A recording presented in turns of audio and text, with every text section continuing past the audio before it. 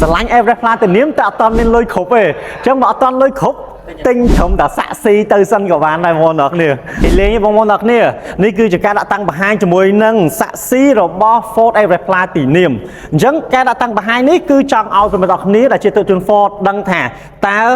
សាក់ស៊ីគឺរឹងមាំប៉ុណ្ណាអញ្ចឹងចាប់អារម្មណ៍ទៅលើទី1គឺប្រភេទ Ford Everest Platinum គឺយើងប្រើជាមួយនឹងប្រភេទ body on frame អញ្ចឹងប្រិយមិត្តអ្នកគ្នាទៅលើរថយន្តដែលប្រើ body on frame គឺប្រើទៅរឹងមាំធន់ខ្លាំងមែនទែនវាដូចជាមួយរថយន្ត pick up អញ្ចឹង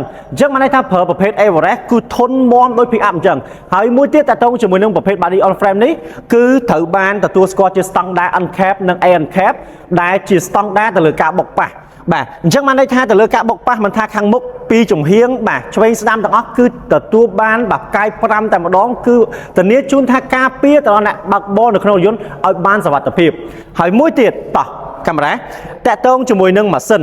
អញ្ចឹងនេះគឺជាម៉ាស៊ីនជំនាន់ថ្មី V6 3.0 Turbo ដែលម៉ាស៊ីននេះគឺជាម៉ាស៊ីនថ្មីសាឡាងហ្មងសម្រាប់ឆ្នាំហ្នឹងណាអញ្ចឹងម៉ាស៊ីន6ម៉ាស៊ីននេះ V6 នេះកើនកម្លាំងសេះបានរហូតដល់250 PS ហើយកម្លាំងលមូលរហូតដល់6 Newton ហើយមកតានេះស្ដាប់អត់ច្រឡំទេ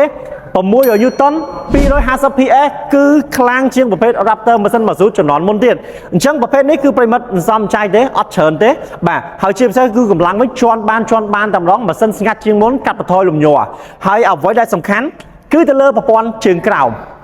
ទៅលើប្រព័ន្ធជើងក្រោម Everest Platinum គឺទាំងមុខទាំងក្រោយសុទ្ធតែជាប្រភេទ Independent Suspension អញ្ចឹងតកតងជាមួយប្រព័ន្ធជើងក្រោមគឺកាត់បន្ថយការលាក់ហើយ comfort ខ្លាំងមែនតើបងប្អូនមើលបាទសាក់ស៊ីទាំងមូលគឺយើងនិយាយពី component នៃរថយន្តផ្ទាល់តែម្ដងបងប្អូនអត់ងាយបានឃើញទេព្រោះភាគច្រើននៅតែរោងចក្រទេឃើញតែរូបថតទេតែបើបងប្អូនចង់មើលអាចមើលផ្ទាល់បានមិនថាម៉ាស៊ីនប្រព័ន្ធជើងក្រោមនិងសាក់ស៊ីអញ្ចឹងយើងប្រើជាមួយនឹងយ៉ាន21អ៊ីងបាទប្រព័ន្ធជើងក្រោម Independent Suspension ដិន V6 ជំនាន់ថ្មីប្រអប់លេខបាទជំនាន់ថ្មី10លេខហើយជាពិសេសគឺជាមួយនឹងប្រព័ន្ធស៊ីម៉ាំងអីផ្សេងបាទធុងសាំងធុង AdBlue ក៏ដូចជាប្រព័ន្ធជើងក្រោមផ្នែកខាងក្រោយអញ្ចឹងឃើញថាមិនងាយបានឃើញទេទៅលើគ្រោងសាក់ស៊ីរថយន្តផ្ទាល់តែម្ដងអញ្ចឹងលើកនេះបាទយើងផ្ដល់ជូនជាមួយនឹងការតាំងបង្ហាញនៅក្នុងសាខាព្រះមនីវង្សអញ្ចឹងចាប់អារម្មណ៍ទៅលើការផ្ទាល់ឬក៏ចង់បើកតេស្តសាក់លបងមកមើលទាំងឡានពេញទាំងសាក់ស៊ីអាចតាក់ទងជាមួយខ្ញុំបានប្រាក់ក្តីក៏ដូចជាលេខស័ព្ទខាងលើ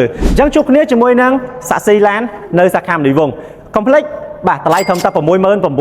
69,900 ទេជាមួយនឹង Everest Platinum V6 ម៉ាស៊ីន6ស្តុកមានភ្លាមៗអរគុណច្រើនជម្រាបលា